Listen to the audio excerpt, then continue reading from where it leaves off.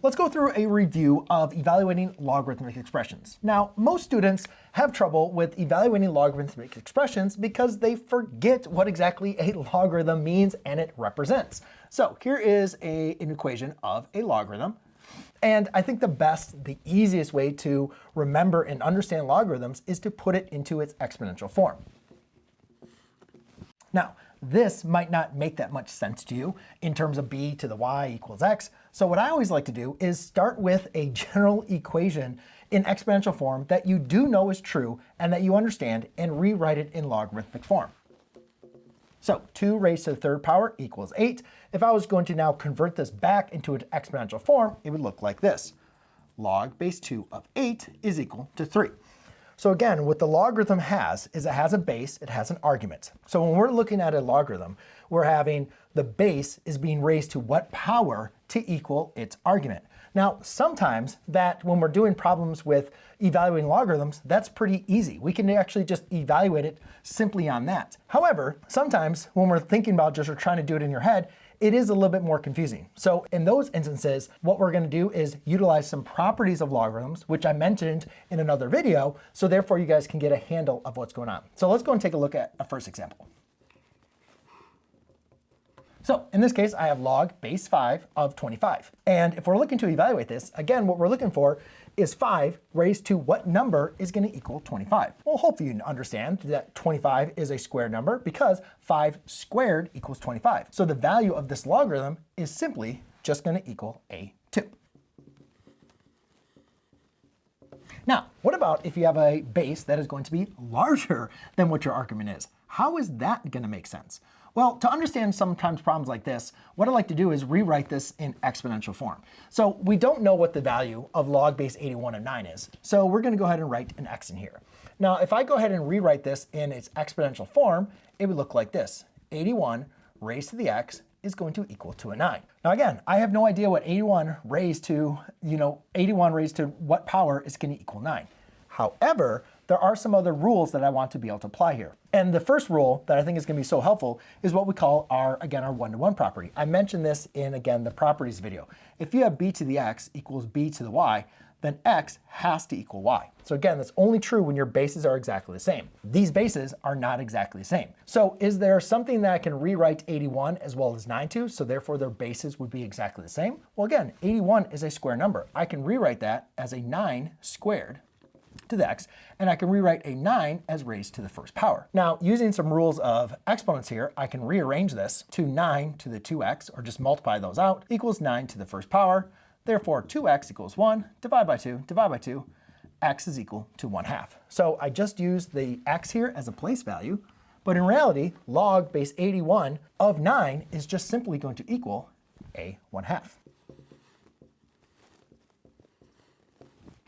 Now, what about if we throw in a radical here? Well, there's a couple different ways we could actually do this problem in this case. There's a couple properties we could go ahead and apply. But in this case, I'm simply just I want to first have you understand that remember that if I have the square root of 6, that is the same thing as 6 raised to the 1/2 power, right? So what I can do is I can rewrite this problem and think about it as log base 6 of 6 raised to the 1/2 power. Now, I could go ahead and put an x here, and actually if you do that, if you were to put an x here and then rewrite it in exponential form, you would have a 6 to the x equals a 6 to the 1/2 power.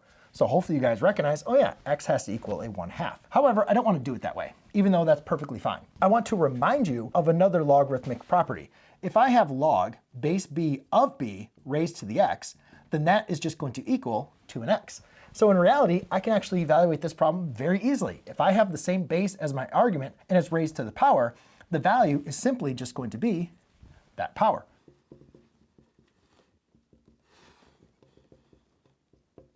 All right, well, what about if I have something like this? Log base 49 of 1 over the square root of 7. Whew, okay, so I know that the square root of 7 I can rewrite as 7 to the 1/2 power. I also know that 1 over 7, I can rewrite that as 7 to the negative first power. So if I actually wanted to rewrite this problem, I can actually rewrite this as 7 raised to the negative 1/2 power. Now, unfortunately, I can't go ahead and use the exact property I did over here because the bases the base and my argument are not exactly the same.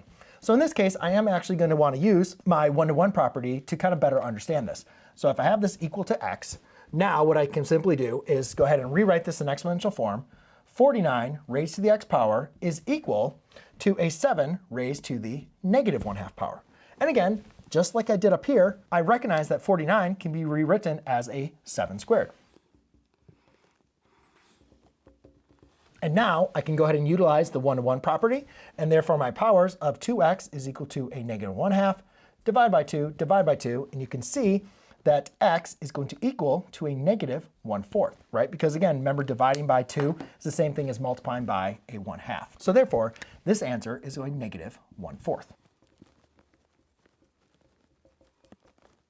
Okay, so now I'll get into the last one. I kind of ran out of a little bit of space, but hopefully you guys kind of like are getting the gist of this and saying, all right, well, I'm kind of seeing what I can do. Is either I can do it in my head, or I can rewrite it to use one of my properties, or I can just use a variable and write it into an exponential form. And yes, that's a great way to kind of look at approaching these. In reality, these 5 examples are really the only 5 examples that I think you should know to be able to evaluate no matter what problem your teacher or professor is giving you. So in this case, again, 9 raised to what power equals 1 over 27? That is really confusing. So what I'm going to do is rewrite this in exponential form to have a better understanding.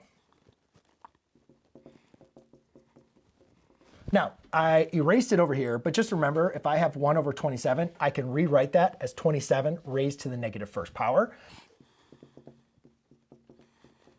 Okay, and the problem is these 2 examples that I previously did, the 81 and the 9, that was kind of easy. I know, I'm sorry. Because you can see they're square numbers, but 27 is not a square number. 9 is a square number, but what I want to do is, again, to apply this one-to-one property, they have to have the same base. So I can't rewrite 27 and 9 with the same base of 9. However, hopefully you guys recognize I can rewrite them with a base of 3. This can be rewritten as a 3 squared, and 27 can be written as a 3 cubed. Now again, remember that's to a negative 1, and then that's also raised to the x power. So now, again, you see this one-to-one property is being applied, and I'm going to have a 2x is equal to a, oh, I don't want to write 9 to the x. There's no x there. What am I doing? I'm going crazy. It's too many problems. So this is going to be 2x is going to equal to a negative 3. Now I can go ahead and divide by 2. Why am I writing this x? Stop doing that, Mr. McLogan. And therefore you can see x is going to equal to a negative 3/2. So the value of this is going to be a negative 3/2. Sorry if it's just a little bit offside of the picture frame. So hopefully when you're evaluating, guys, this little quick review, going over these major types of problems you're going to have, you're just following the same kind of process. And I will tell you, the more examples you do, the faster and the easier it does become. But again, if you get stuck, always make sure you look for your rules or your properties of logarithms, as well as use a variable and convert it to exponential form. Now, though, I think it's time to do a quick little review of condensing our logarithmic expressions.